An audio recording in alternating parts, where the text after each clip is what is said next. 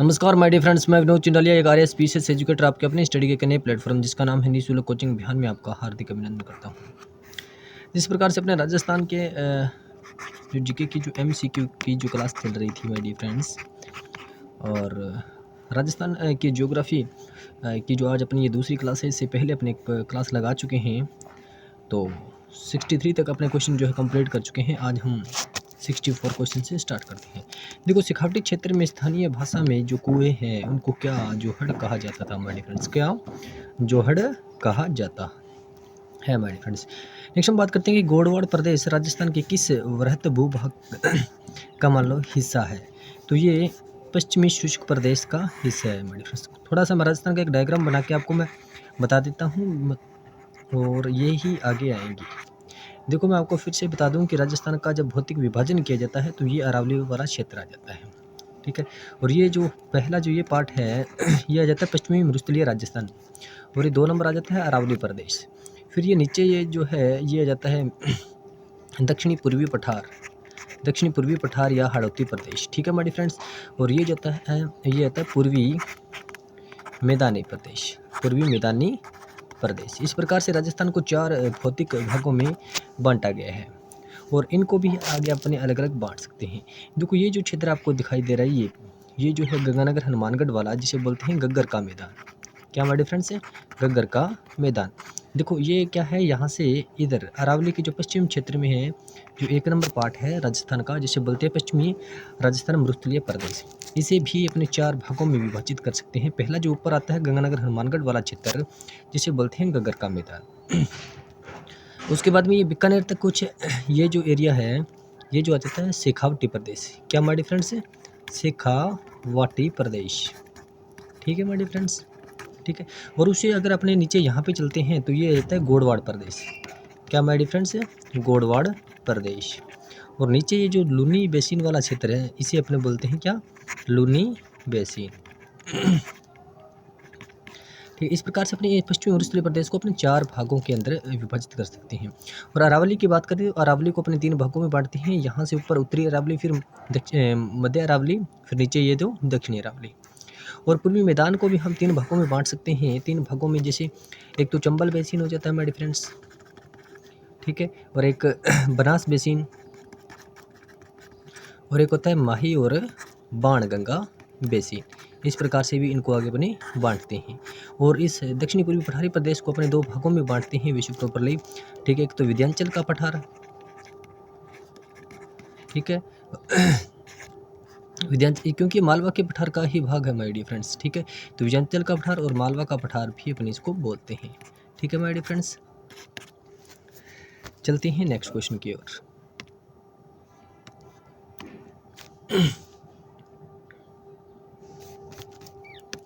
Next है कि राजस्थान स्थित थार का मरुस्थल किसका अवशेष माना जाता है, तो ये थार का मरुस्थल है वो टेथीस सागर का अवशेष माना जाता है मेरे फ्रेंड्स। किसका? टेथीस सागर का। नेक्स्ट है कि पलाया झीलें राजस्थान के किस भौगोलिक अंचल में मिलती है, तो मेरे फ्रेंड्स ये है रेगिस्तान में मिलती है, यानी थार के मरुस्थल के अंदर मिलती है। चलिए नेक्स्ट चलते हैं।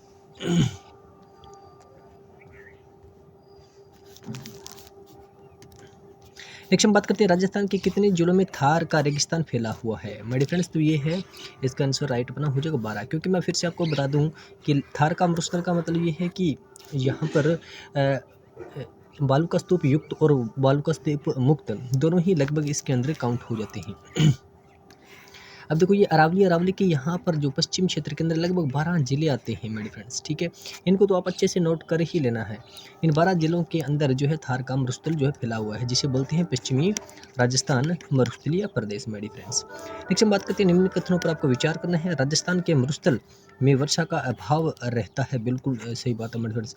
राजस्थान में रेगिस्तान को थार का मरुस्थल कहा जाता है, बिल्कुल राइट बात। थार का मरुस्थल राजस्थान के बीकानेर जिले से अजमेर और कोटा जिले तक विस्तृत है, ये गलत बात है। देखो, थार का मरुस्थल वैसे अगर बात करें तो बीकानेर सहित लगभग 12 जिलों के अंदर माय फ्रेंड्स फैला हुआ है, ठीक है माय फ्रेंड्स। तो ये बात जो है वो रॉन्ग हो जाएगी, 1 और 2 बात है वो राइट है माय फ्रेंड्स। चलिए चलते हैं नेक्स्ट क्वेश्चन की ओर। नेक्स्ट हम बात करते हैं कि एक स्थिरीकृत बालू के टीले का सबसे उपयुक्त भूमि उपयोग क्या हो सकता है, यानी एक बालू का टीला है जो स्थिर है, उसका सही उपयोग जो है, उपयुक्त उपयोग है वो क्या हो सकता है। सिंचित कृषि के लिए देखो उस पर कृषि तो नहीं हो सकती। शुष्क कृषि के लिए ये क्या प्रतिबंधित चराई अधिवास स्थल, देखो ये चराई के लिए उपयुक्त थोड़ा सा माना जा सकता है मेरे फ्रेंड्स, आपको पता है।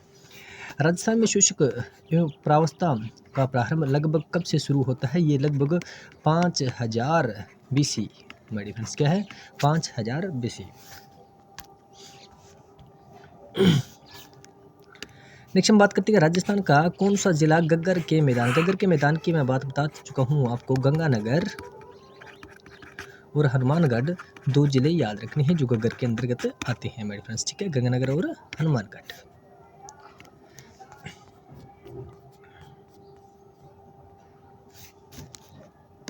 नेक्स्ट है कि रामगढ़ की गोलाकार पहाड़ी निम्न में से किस प्रदेश के अंदर अवस्थित है। देखो शेखावटी प्रदेश, आपको ये प्रॉपर पता है कि रामगढ़ जो है वो कहाँ पे आता है मेरे फ्रेंड्स, ये बूंदी और बारां क्षेत्र के अंतर्गत है, ठीक है। अब देखो शेखावटी रामगढ़ की पहाड़ियाँ आपको पता है। अब देखो शेखावटी प्रदेश आपको पता है कहाँ पे है, छप्पन का मैदान भी पता है आपको कहाँ पे है, हड़ौती का पठार भी आपको पता है कहाँ पे है, गगर का मैदान भी आपको पता है कहाँ पे है। तो इस प्रकार का जिससे ऊपर से क्वेश्चन आ जाए तो आपको उसका आंसर रॉन्ग नहीं करना मेरे फ्रेंड्स। हड़ौती का पठार कहाँ पे होगा मेरे फ्रेंड्स, हड़ौती का पठार, क्योंकि गगर का मैदान को तो आपको पता है कहाँ पे हनुमानगढ़ और गंगानगर जिले के अंतर्गत आ जाता है। शेखावटी प्रदेश वही सीकर झुंझुनू वाला आ जाता है, चुरू वाला, ठीक है। छप्पन का मैदान वही डूंगरपुर बांसवाड़ा और प्रतापगढ़ का क्षेत्र जो है आ जाता है मेरे फ्रेंड्स, ठीक है। और हड़ौती का पठार जो है आपको पता है कोटा बूंदी बारा झालावाड़ के अंतर्गत आता है मेरे फ्रेंड्स, ठीक है। चलिए चलते हैं नेक्स्ट क्वेश्चन की ओर।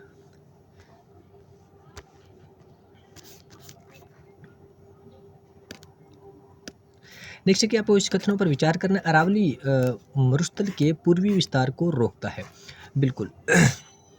देखो अरावली जो है मरुस्थल के पूर्वी विस्तार को रोकता है, ऑब्वियसली बात है। देखो पूर्वी विस्तार का मतलब क्या होता है, मान लो ये राजस्थान है और ये अरावली है। अरावली के पश्चिम क्षेत्र में तो आपको पता है क्या है, मरुस्थल है, ठीक है।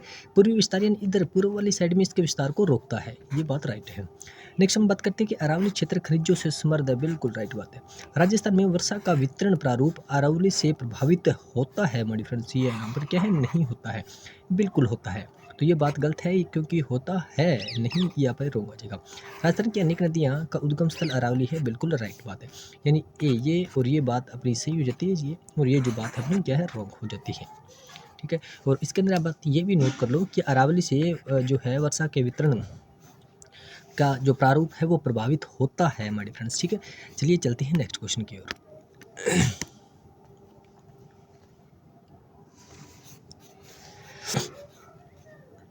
नेक्स्ट हम बात करते हैं कि आबू पर्वत क्षेत्र मुख्यतः निर्मित है। तो आबू पर्वत क्षेत्र में आपको पता है, बता चुका हूँ, आबू जो है जालोर ग्रेनाइट के बारे में आपने अच्छे से पढ़ा होगा, ठीक है मेरे फ्रेंड्स। ग्रेनाइट से निम्न में से कौन सा स्रोत शिखर है, आपको इन ऑप्शन में से बताना। देखो रोजा भाकर, जालोरा पहाड़ और इशाना भाकर और तारागढ़। इन ऑप्शन के अकॉर्डिंग जो है तारागढ़ सबसे ऊंचा शिखर है मेरे फ्रेंड्स। चलिए चलते हैं नेक्स्ट क्वेश्चन की ओर।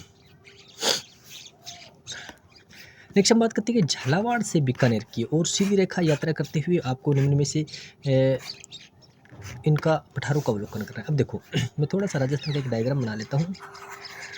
अब देखो सबसे पहले मैं बीकानेर की बात करता तो यहाँ पे आ जाता है क्या, बीकानेर, ठीक है। और झालावाड़ की बात करें तो यहाँ पे आ जाता है झालावाड़, ठीक है। अब आपको क्या है, झालावाड़ से बीकानेर जाना है, इस डायरेक्शन में जाना है, ठीक है मेरे फ्रेंड्स। अब बताओ आपको कहाँ कहाँ से मतलब जाना पड़ेगा।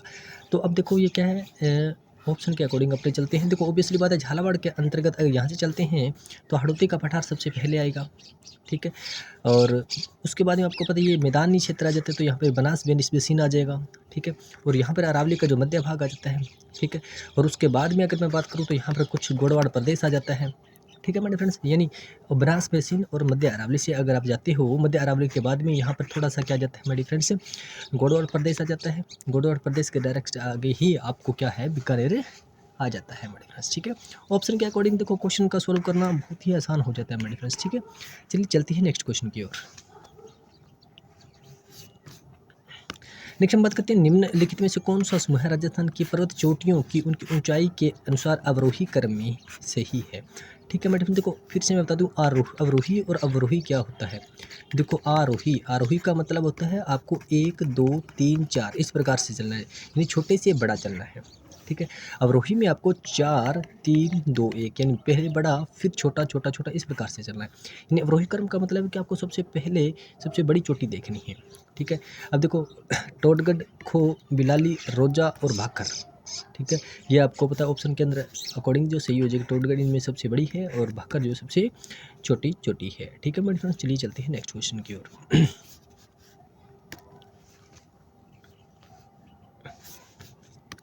नेक्स्ट है कि अरावली पर्वत श्रेणी के निम्न शिखरों में से कौन सा सर्वोच्च शिखर है? देखो नाहरगढ़, सज्जनगढ़, तारागढ़। देखो ऑब्वियसली बात है कुंभलगढ़ है। ठीक है। क्या है? कुंभलगढ़ छोटी हो जाएगी इसे ऑप्शन के अकॉर्डिंग मेरे फ्रेंड। चलिए चलते हैं नेक्स्ट क्वेश्चन की ओर।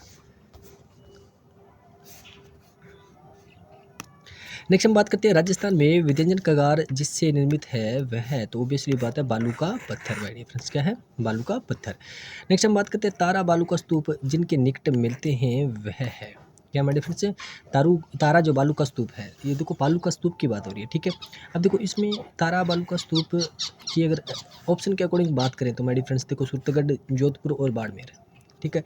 अब देखो यहाँ पे सूरतगढ़ भी राइट होता है मेरे फ्रेंड्स और जैसलमेर भी राइट होता है। ठीक है। और यहाँ पे भी टिक दे रखा है। ठीक है। तो तारा बालू का स्तूप की अगर बात करें तो जैसलमेर में भी है और सूरतगढ़ में भी है मेरे फ्रेंड्स।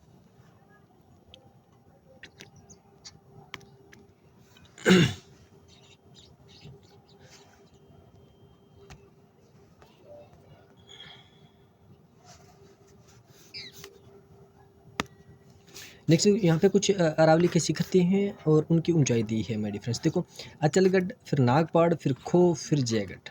ठीक है मेरे फ्रेंड्स। क्या है? अचलगढ़, नागपाड़, फिर खो और फिर जयगढ़। अगर इन सब की बात करें तो सबसे बड़ी चोटी आपको पता है कौन सी है मेरे फ्रेंड्स? अचलगढ़ है। क्या है? अचलगढ़ है। तो ऑब्वियसली बात है इनमें सबसे बड़ी कहाँ है? 1380 अचलगढ़ की ऊंचाई हो जाती है। ठीक है। नेक्स्ट हम बात करते हैं क्या नागपाड़। नागपाड़ क्या है? 729 किलोमीटर, किलोमीटर क्या मीटर। उस बाद में अगर मैं बात करूँ क्या जयगढ़ और खो में से सबसे ऊंची चोटी कौन सी है? खो। ठीक है। और खो की जो है ऊंचाई वो कितनी ऊंची है? 920। और जयगढ़ की कितनी ऊंची? 648। ठीक है। इस प्रकार से इस ऑप्शन को अपने करते हैं। चलिए चलते हैं नेक्स्ट क्वेश्चन की ओर।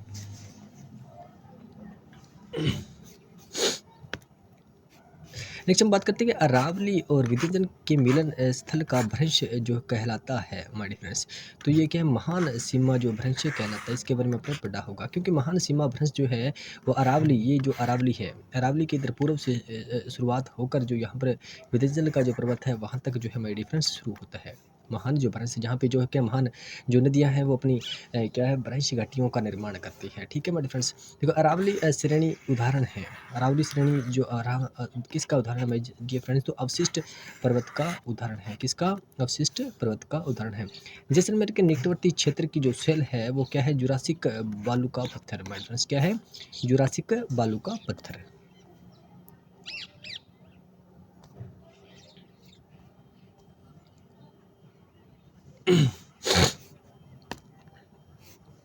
देखो यहाँ पे अपने को मिलान कर दे। देखो डूंगरपुर, बांसवाड़ा एवं प्रतापगढ़। ठीक है। फिर डूंगरपुर, पूर्वी सिरोही व पूर्वी उदयपुर जिलों का अरावली पर्वतीय क्षेत्र। नेक्स्ट हम बात करते हैं आबू पर्वत खंड। ठीक है। फिर कोटा, बूंदी, बारां, झालावाड़। कोटा, बूंदी, बारां, झालावाड़ की बात करें तो आपको पता है कि हड़ौती आ जाएगा। ठीक है। आबू पर्वत खंड की बात करें तो क्या आ जाएगा? अबरुद आ जाएगा। ठीक है। अब हम बात करते हैं डूंगरपुर, बांसवाड़ा एवं प्रतापगढ़। ठीक है। तो इसका क्या आ जाएगा? अपने डूंगरपुर, बांसवाड़ा ये आ जाएगा बागड़। ठीक है। अगर वहीं बांगड़ की बात आ जाए तो आपको पता है शेखावटी क्षेत्र है। और डूंगरपुर पूर्वी सिरोही एवं उदयपुर जिलों को क्या बोलते हैं? भोमट। भोमट यानी जहाँ पे भीलों का निवास स्थल होता है मेरे फ्रेंड्स। इस प्रकार से इसको अच्छे से नोट कर लेना। देखो बिल्कुल सिंपल और इजी क्वेश्चन ही है और ये आपको अच्छे से याद कर लेनी है। चलिए चलते हैं नेक्स्ट क्वेश्चन की ओर।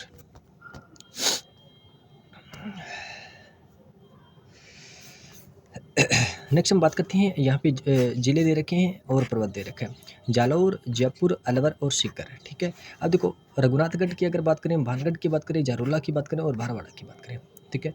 अगर आपको ये जारोला और बारवाड़ा नहीं भी पता है तो आपको रघुनाथगढ़ और भानगढ़ तो एक सिंपल वे का है, यानी आपको याद होते हैं।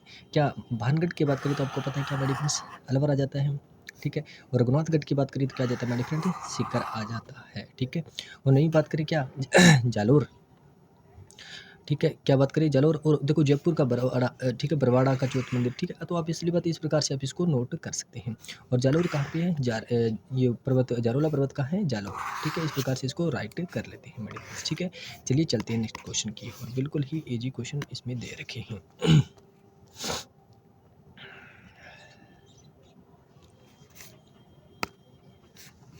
जैसे हम बात करते हैं कि कुछ चोटियां हैं और उनकी ऊंचाई दे रखी है और अपने को इसका मैच करना है। हम बात करते हैं बम्बई चोटी जो झुंझुनू के अंदर है, तो वो क्या है, 780 मीटर है, ठीक है मेरी फ्रेंड्स, कितनी है, 780 मीटर है। तारागढ़ की बात करें तो कितनी है, तारागढ़ जो चोटी है वो कितनी, 873 किलोमीटर है मेरे फ्रेंड्स, ठीक है। और नेक्स्ट हम बात करते हैं सायरा जो है 900 है। रोजा भाकर की बात करें तो 730 मीटर है मेरे फ्रेंड्स। इस प्रकार से आप इसको कर सकते हैं। चलिए चलते हैं नेक्स्ट क्वेश्चन की और जल्दी से अपने 100+ क्वेश्चन कंप्लीट करने हैं। नेक्स्ट हम बात करते हैं कौन ऊंचाई के क्रम पर्वत चोटियों का अनुसार अवरोही क्रम में लिखना है। अवरोही क्रम को मैं आपको बता चुका हूँ कि सबसे पहले आपको बड़ी लिखनी है, क्या है, दिलवाड़ा, सज्जनगढ़, जरगा और तारागढ़। फिर देखो शेर, जरगा, सज्जनगढ़ और तारागढ़, ठीक है। आपको पता है शेरा बड़ी है, फिर छोटी सज्जनगढ़, तारा, ये अपना क्रम जो है वो सही हो जाएगा मेरे फ्रेंड्स, ठीक है। चलिए चलते हैं नेक्स्ट। अरावली पर्वत श्रेणी के दक्षिणी भाग में पर्वतीय चोटी, आपको पता है दक्षिणी भाग की एक डोरा पर्वत चोटी है वो दक्षिणी भाग की। देखो ऑप्शन के अकॉर्डिंग मुंबई की बात करें तो आपको पता है झुंझुनू के अंदर आ जाती है, विराट की बात करते हैं जयपुर के अंदर आ जाती है, फिर डोरा, फिर रघुनाथगढ़, आपको पता है क्या, सीकर के अंदर आ जाती है, ठीक है मेरे फ्रेंड्स। इस प्रकार से आप इसको अच्छे से नोट कर लेते हैं, ठीक है मेरे फ्रेंड्स। चलिए चलते हैं नेक्स्ट क्वेश्चन की ओर।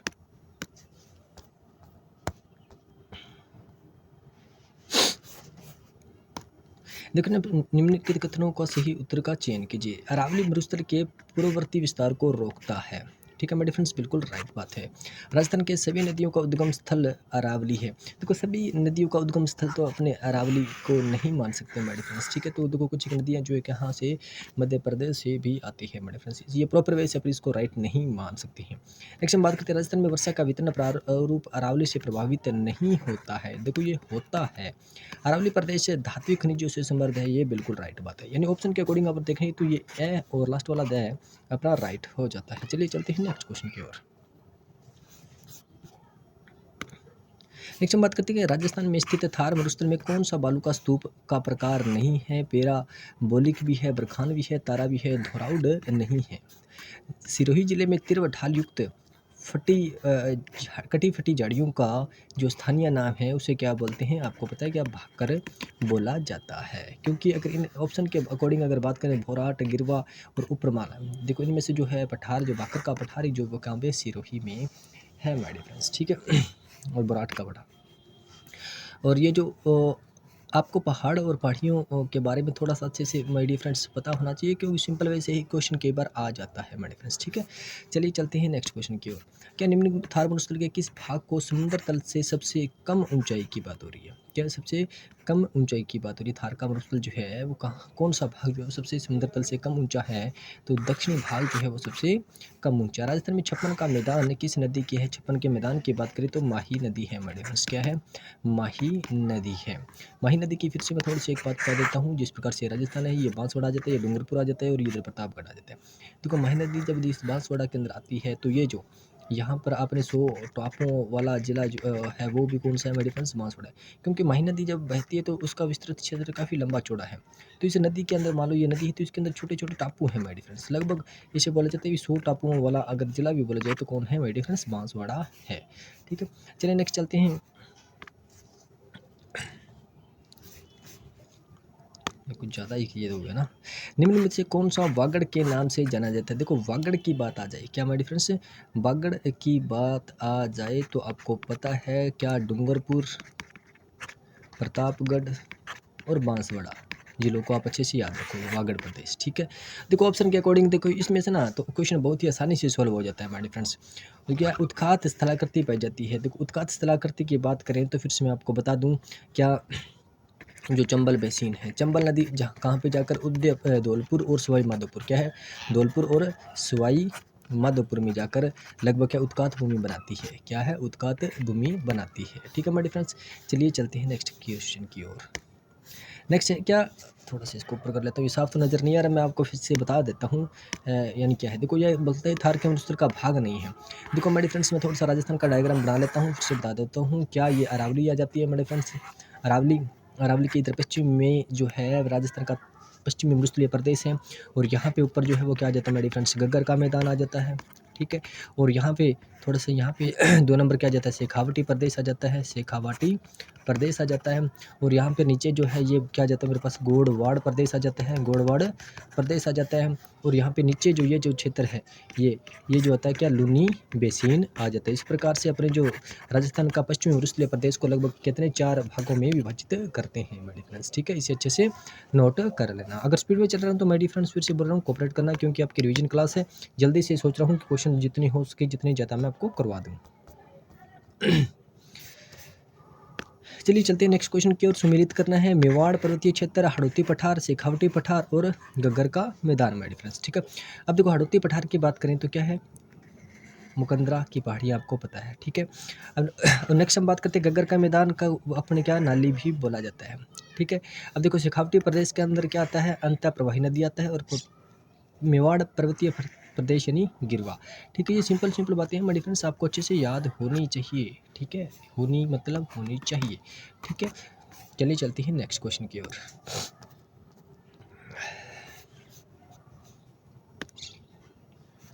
नेक्स्ट हम बात करते हैं स्थलाकृति और अवस्थिति में से कौन सा युग्म जो है सुमिलित नहीं है, ठीक है।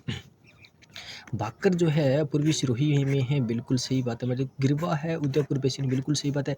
कांठल और चंबल बेसिन, देखो कांठल की गंगा की अगर बात करें तो आपको पता है कौन सी माही नदी है, क्या माही नदी है। माही नदी के क्षेत्र का जो आसपास का क्षेत्र है वो कांठल कहलाता है मेरे फ्रेंड्स, ठीक है। चंबल बेसिन इसका राइट आंसर नहीं होगा। 56 की पहाड़ियाँ आपको पता है, पहाड़ियों की बात हो रही है मेरे फ्रेंड्स, किसकी पहाड़ियों, जालोर सिवाना के अंतर्गत आती है। और अगर आ जाए क्या 56 का मैदान की अगर बात करें तो आपको पता है जो माही नदी का जो क्षेत्र है वो 56 का मैदान कहलाता है। और 56 की पहाड़ियाँ जो है जालौर और सिवाना, ठीक है, यानी बाड़मेर का जो क्षेत्रगत आता है वो 56 की पहाड़ियाँ हैं मेरी फ्रेंड्स, ठीक है। नेक्स्ट हम बात करते हैं राजस्थान में उपरमाल के नाम से कौन सा क्षेत्र जाना जाता है। उपरमाल, कोटा, बूंदी, झालावाड़, अजमेर, टोंक, भीलवाड़ा, सिरोही, पाली, उदयपुर,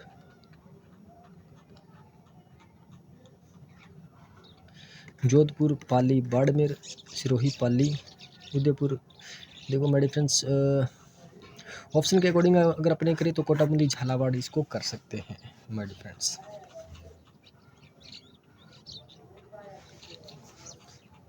मगर ये ऑप्शन के अकॉर्डिंग झालावाड़, चलो ठीक है, बूंदी तक वैसे विस्तृत है, इधर उदयपुर भीलवाड़ा तक है ना मेरे फ्रेंड्स, उपरमाल का जो पठार है बिजोलिया वाला, ठीक है। चलिए चलती है नेक्स्ट क्वेश्चन की ओर।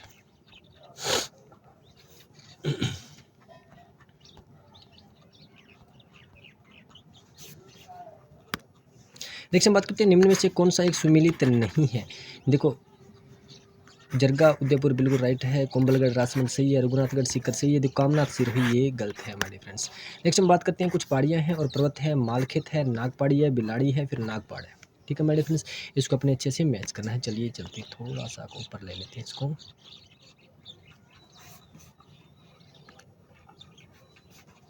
अब देखो मालखेत की पहाड़ियाँ, ठीक है, मालखेत की पहाड़ियाँ, फिर नागपाड़ी की, फिर बिलाली की, फिर नागपाड़ की, ठीक है। अगर इनकी मैं बात करूँ तो मालखेत की जो पहाड़ियाँ हैं वो कहाँ पे, उत्तरी अरावली है, ठीक है। फिर नागपाड़ी की बात करूँ तो ये क्या है, दक्षिणी अरावली के अंतर्गत आ जाती है, कहाँ पे, दक्षिणी अरावली की। और बिलाड़ी की बात करें तो ये पूर्वी में अंतर्गत आ जाती है।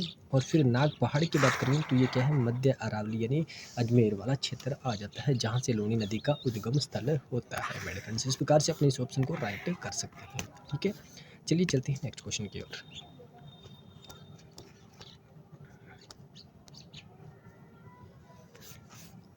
नेक्स्ट है कि ऊंचाई के हिसाब से आपको घटते क्रम में अरावली पर्वत चोटियों को लिखना है, ठीक है। क्या है, घटते क्रम में जो चोटियों को लिखना है। घटते क्रम का मतलब ये है कि सबसे पहले आपको बड़ी लिखना है। ऑब्वियसली बात है, देखो इनमें से अगर मैं बात करूँ तो गुरु शिखर सबसे बड़ी है, तो इस ऑप्शन में गुरु शिखर पहले दे रखा है, गुरु शिखर शेर देखने के आगे जरूरत ही नहीं है। नेक्स्ट क्वेश्चन की ओर चलते हैं।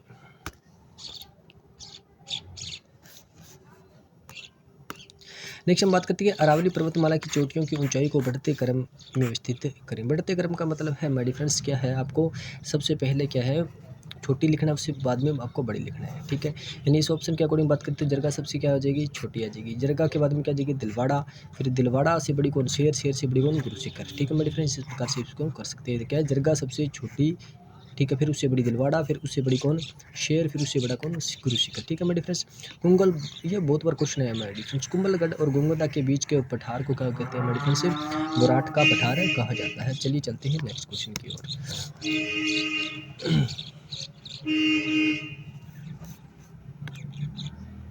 देखो नेक्स्ट हम बात करते हैं उत्तरी अरावली,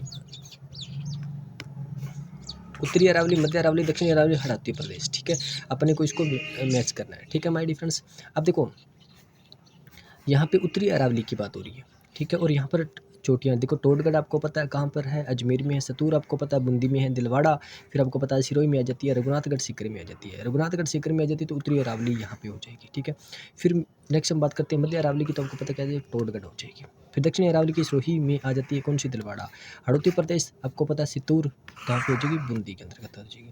इस प्रकार से अपने इसको मैच कर देते हैं, ठीक है मेरे फ्रेंड्स। जल्दी चलते हैं नेक्स्ट क्वेश्चन की ओर, जल्दी से फटाक से क्वेश्चन करते हैं। नेक्स्ट हम बात करते हैं कौन सा आपको पश्चिम से पूर्व की ओर चलना है। पश्चिम, देखो सिंपल सा एक मैं राजस्थान का एक डायग्राम बना लेता हूँ, फिर बताता हूँ क्या है। पश्चिम से पूर्व की ओर, यहाँ से यानी इधर वाली साइड से चलना है और अपने इधर पूर्व की ओर आना है। तो इस पठार को देखते हैं। देखो ऑब्वियसली बात है, हड़ौती, उपरमल, लसाड़िया वगैरह, इनमें देखते तो हड़ौती सबसे अंतिम आएगा, ठीक है, और उपरमल, लसाड़िया, फिर बोराट, ठीक है। बोराट तो है सबसे पहले, जो सिरोही के अंतर्गत आ जाता है, ये आएगा सबसे पहले। आपको इसमें से वो चेक करना है क्या, बोराट सबसे पहले और हड़ौती सबसे अंतिम में, ठीक है। अब देखो यहाँ पे क्या आ जाएगा, बोराट, ठीक है, बोराट के बाद में लसाड़िया, फिर आपको पता उपरमाल बिजोलिया तक वहाँ जाता है, बूंदी के इधर तक, फिर हड़ौती आ जाती है। अपना राइट आंसर हो जाता है, क्योंकि यहाँ से सिरोही आ जाएगा, ठीक है, जिसमें बोराट का पठार आ जाएगा। फिर बोराट के पठार के बाद में ये फिर लसाड़िया आ जाएगा, राजस्थान सिरोही के उदयपुर तक। फिर उपरमाल की बात करूँ तो भीलवाड़ा और बूंदी तक कोट, ये तो काफ़ी लंबा चौड़ा फैला हुआ है। फिर यहाँ पर क्या आ जाएगा, हड़ौती प्रदेश आ जाता है, जो कोटा, बूंदी, बरा, झालावाड़ के अंदर फैला है मेरे फ्रेंड्स, ठीक है। चलिए चलते हैं नेक्स्ट क्वेश्चन की ओर। आपको निम्नलिखित कथनों पर विचार करना है कि बोराट का पठार कुंभलगढ़ और राजसमंद के मध्य स्थित है। बिल्कुल सही। उत्कात स्थल आकृति चंबल बेसिन बनाती है, बिल्कुल सही बात है। चलिए चलते हैं थोड़ा सा ऊपर आगे, क्या इसने लिख रखा है।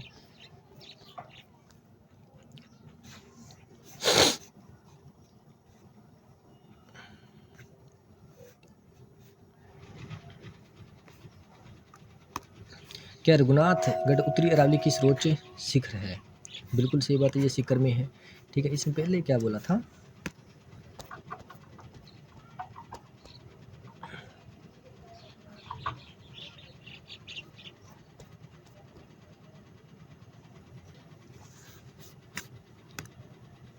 क्या बोराट का पठार को कुंभलगढ़ और राजसमंद, कुंभलगढ़ और गोगुंदा के बीच है हमारे फ्रेंड्स, की कुंभलगढ़ और गोगुंदा के बीच है बोराट का पठार, ठीक है मेरे फ्रेंड्स। तो ये अपना गलत हो जाएगा, आगे वाले दोनों जो है वो राइट हो जाते हैं।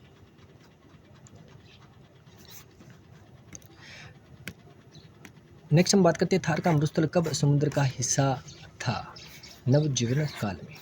अरावली के किस प्रदेश को रोजा भाकर और इसराना भाकर की पहाड़ियाँ स्थित है, किस प्रदेश में, तो आपको पता है रोजा भाकर और इसराना भाकर जालौर प्रदेश के अंतर्गत आते हैं। चलिए चलते हैं नेक्स्ट क्वेश्चन की ओर।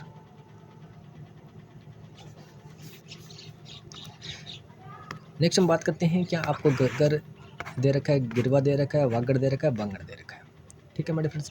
इसको आपको अच्छे से नोट कर लेना है, ठीक है। अब देखो अगर मैं बात करूँ क्या गग्गर की, गग्गर की अगर बात करूँ तो आपको पता है कहाँ पे, हनुमानगढ़ के अंतर्गत आता है, ठीक है। और वहीं अगर मैं बात करूँ क्या गिरवा की पहाड़ियाँ, गिरवा की पहाड़ियों की बात करें तो आपको पता है कहाँ पे, उदयपुर में आता है, ठीक है।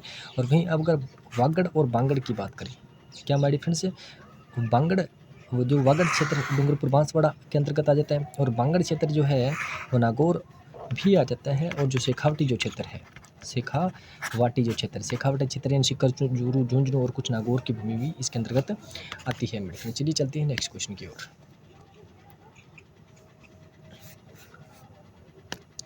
नेक्स्ट हम बात करते हैं राजस्थान शब्द का सर्वप्रथम उल्लेख जो है किसने किया था, कर्नल जमशेदपुर ने। राजस्थान के जिस जिले में 78 डिग्री पूर्वी देशांतर क्या है, 78 डिग्री पूर्वी देशांतर गुजरता है, वो धौलपुर है हमारे फ्रेंड्स। कौन है, धौलपुर। चलिए चलते हैं नेक्स्ट क्वेश्चन की ओर।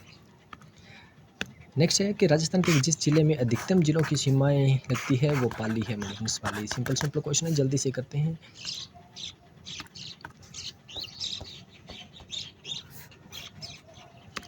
नेक्स्ट हम बात करते हैं क्षेत्रफल के अनुसार यूरोपीय देशों में किन के क्षेत्रफल के लगभग बराबर है। लगभग बराबर है तो नॉर्वे के बराबर है हमारे फ्रेंड्स, और नॉर्वे पोलैंड के बराबर है राजस्थान का क्षेत्रफल ऑप्शन के अकॉर्डिंग। चलिए नेक्स्ट चलते हैं कि राजस्थान का उत्तर से दक्षिण और पूर्व से पश्चिम जो है विस्तार कितना है। राजस्थान का थोड़ा सा डायग्राम बना लेता हूँ मैं हमारी फ्रेंड्स। देखो उत्तर से दक्षिण और ये क्या जाता है पश्चिम से पूर्व, पूर्व से पश्चिम। हमेशा याद रखना पूर्व से पश्चिम जो है विस्तार राजस्थान का ज़्यादा है। ठीक है, उत्तर से दक्षिण कितना हमारी फ्रेंड्स 826 है, पूर्व से पश्चिम कितना 869 है। ये अच्छे से नोट कर लेना। ठीक है, यानी 826 और 869। चलिए चलते हैं नेक्स्ट क्वेश्चन की ओर। नेक्स्ट हम बात करते हैं राजस्थान के बारे में कुछ कथन दे रखे हैं और कौन सा सही नहीं है बताना है अपने को। उत्तर से दक्षिण की अपेक्षा पूर्व से पश्चिम विस्तार अधिक है, बिल्कुल सही बात है। देखो आपको यहीं से ऑप्शन का आंसर मिल जाएगा। देखो ये आपको पता है, देखिए उत्तर से दक्षिण की अपेक्षा पूर्व से पश्चिम विस्तार जो है कम है। ये क्या बोला, उत्तर से दक्षिण की अपेक्षा पूर्व से पश्चिम का विस्तार कम नहीं है, ज़्यादा है मेरे फ्रेंड्स। ठीक है, इसे अच्छे से नोट कर लेना। तो इसकी स्थलीय सीमा आपको पता है 6000 किलोमीटर से कम है, बिल्कुल से 5920 किलोमीटर है। ठीक है मेरे फ्रेंड्स, आपको अच्छे से पता होना चाहिए। इसका अक्षांशीय विस्तार 7 डिग्री से अधिक है, ये भी अच्छी बात है। नेक्स्ट हम बात करते हैं क्या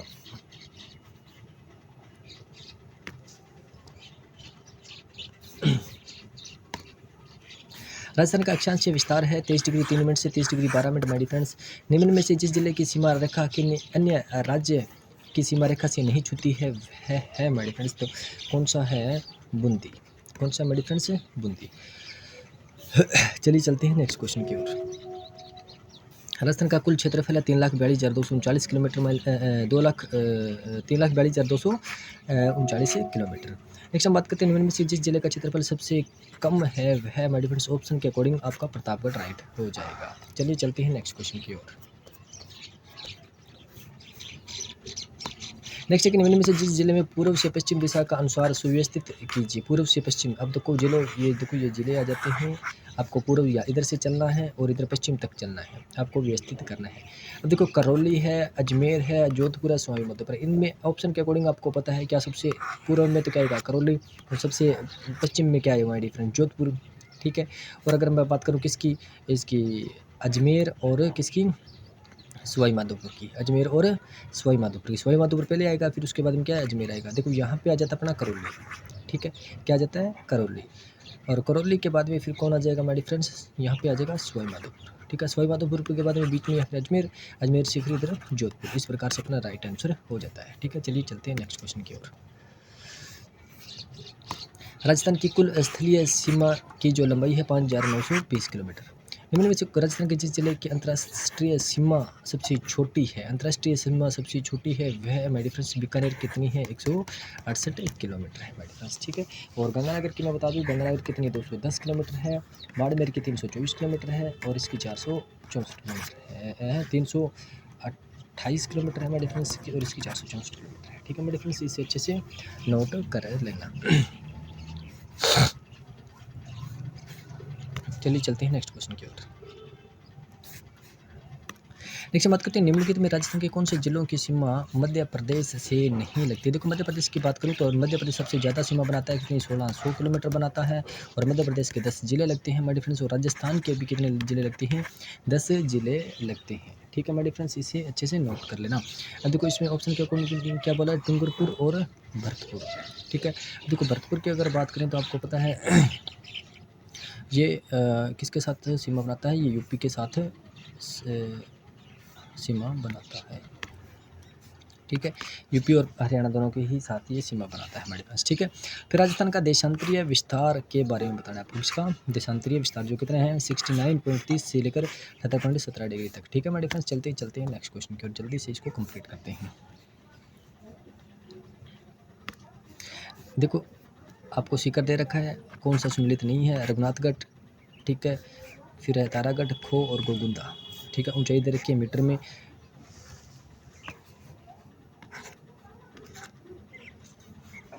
तारागढ़, खो, फिर गोगुंदा। देखो रघुनाथगढ़ ये 1380 मीटर ऊंचाई इसकी रॉन्ग हो जाती है। चलिए चलते हैं नेक्स्ट क्वेश्चन की ओर, जल्दी से ये क्वेश्चन रह जाता है लास्ट, अपना कंप्लीट करते हैं मेरे फ्रेंड्स। राजस्थान का क्षेत्रफल भारत के कुल क्षेत्रफल का कितना है? 10.41% है माय फ्रेंड्स। ठीक है, thanks for watching my dear friends.